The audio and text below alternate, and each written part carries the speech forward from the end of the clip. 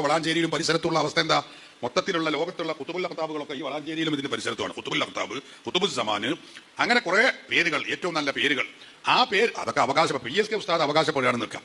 അല്ലെങ്കിൽ റഷീദ് ബാദൽ ഉസ്താദ് പറയുന്നുണ്ട് ഓലൊക്കെ കുത്തുബുൽ അഖ്താബ് നമ്മൾ വകവെച്ച് കൊടുക്കുന്നില്ല. എന്നാൽ പറയുമ്പോൾ അത് കേൾക്കാൻ ചുരുക്കുണ്ട്. 40 കൊല്ലം ദർസ് നടത്തിയ, 40 കൊല്ലം 10-15 കൊല്ലം ദർസിൽ പഠിച്ച ഉലമാക്കൾ പഠിച്ച് പിന്നെ 10-40-45 കൊല്ലം കുട്ടികൾക്ക് ഖുർആനും സുന്നത്തും നമ്മുടെ ഫിഖ്ഹും അഖീദും ദർസ് നടത്തി വലിയ ഇരുത്തമിരുന്ന ഉലമാക്കളാണ് അവരൊക്കെ.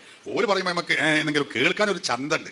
നിങ്ങൾ നോക്കണം, ഇത് അതൊന്നുമില്ലാതെ റോഡ് കൂടെ നടക്കുന്ന ഒരു മനുഷ്യനെ പിടിച്ചിട്ട് കുത്തുബുസ്സമാൻ എന്ന് പറയുമ്പോൾ പറഞ്ഞു ഞങ്ങൾ പറയല്ലേ ഞാനും ഉണ്ടായിരിക്കും ഇജ്ജ് കുത്തുബുസ്സമാൻ തന്നെയാണ് എന്ന് കുറെ വട്ടം പറയുമ്പോൾ മുമ്പർക്കും തോന്നാ ഞാൻ കുത്തുബുസ്സമാൻ തന്നെയാണല്ലേ. ഇതാണ് നമ്മുടെ നാട്ടിലെ ഇപ്പോഴത്തെ അവസ്ഥ. ഓരോ സ്റ്റോപ്പിലും ഓരോ കുത്തുബുകളാണ് എന്നാണ് പറയുന്നത്. ഇന്ന് കാണുന്ന ഒരുപാട് തരീഖത്ത് എന്ന പേരിലുള്ള പ്രസ്ഥാനങ്ങളുണ്ടല്ലോ, എത്രയോ, ഞാൻ പേര് എണ്ണിയാൽ അതിനെ കുറെ സമയം കളയും, നമുക്കതിന് സമയമില്ല, അതുകൊണ്ട് ഞാൻ എണ്ണുന്നില്ല.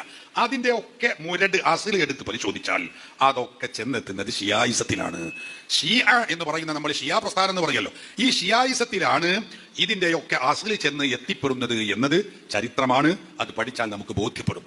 കുറെ അധികം എത്തുന്നത് നമ്മളെ കൊണ്ടോട്ടിയിലുള്ള അവിടെ ഒരു തരീക്കത്തും പരിപാടിയൊക്കെ ഉണ്ടല്ലോ, അവിടെയിലേക്കാണ് ഇവിടെയുള്ള കുറേ തരീക്കത്തുകളെ മുരണ്ട് ചെന്ന് എത്തുന്നത്.